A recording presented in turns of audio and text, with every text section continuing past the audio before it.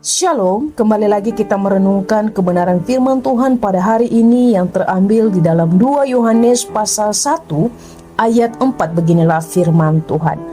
Aku sangat bersuka cita bahwa aku mendapati bahwa separuh dari anak-anakmu hidup dalam kebenaran sesuai dengan perintah yang telah kita terima dari Bapa.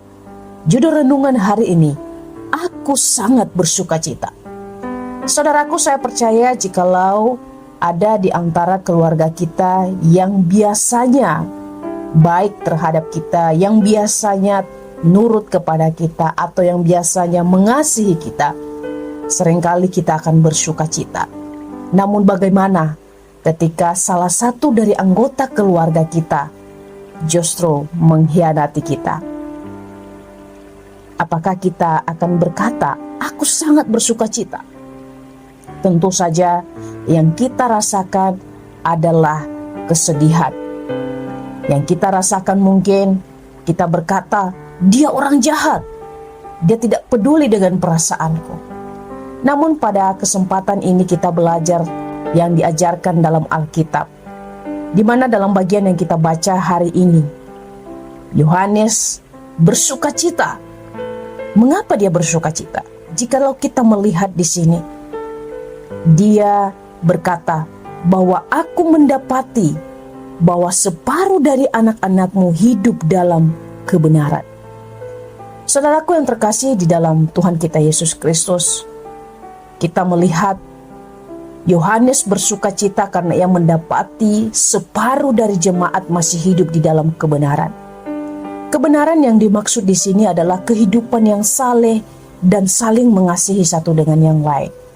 Namun, kebenaran yang dimaksud juga bisa dikatakan adalah orang-orang yang masih setia di dalam ajaran kebenaran firman Tuhan. Jikalau kita melihat pada masa itu ada begitu banyak ajaran-ajaran sesat yang tidak percaya bahwa Yesus itu benar-benar datang ke dalam dunia dalam bentuk daging. Ajaran yang ditentang oleh Yohanes pada saat itu adalah ajaran doketisme, yang mengajarkan bahwa Yesus tidak memiliki tubuh fisik, ia hanya seolah-olah mati. Jadi mereka tidak percaya bahwa Yesus itu benar-benar mati di atas kayu salib. Dan ajaran ini tentu banyak menjerumuskan orang percaya pada masa itu. Dan di tengah-tengah situasi itu, Yohanes berkata, aku sangat bersuka cita. Bukan berarti ia bersuka cita karena ada orang yang terjerumus ikut ajaran sesat, tetapi ia bersuka cita karena masih ada beberapa orang yang tetap setia dalam kebenaran. Saudaraku yang terkasih, mungkin saat ini kita ditinggalkan oleh orang-orang yang kita kasihi. Mungkin saat ini kita hanya sendiri. Tapi marilah kita melihat, mungkin Tuhan menempatkan orang-orang yang kita tidak sadari mereka selalu mendukung kita di dalam doa selama ini.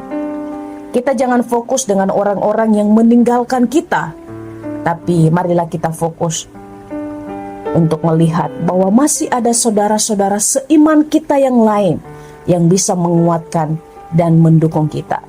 Dan saudara-saudara seiman kita inilah yang kemudian supaya kita saling menguatkan satu dengan yang lain, saling mengingatkan satu dengan yang lain. Jangan biarkan kita terpengaruh oleh kenikmatan dunia. Kita saling mengingatkan jikalau ada yang jatuh ke dalam dosa. Kita saling menguatkan jikalau ada yang mungkin putus harapan saat ini. Aku sangat bersuka cita. Marilah kita bersuka cita karena Tuhan menempatkan kita di tengah-tengah saudara-saudara seiman kita yang saat ini sedang mendukung kita.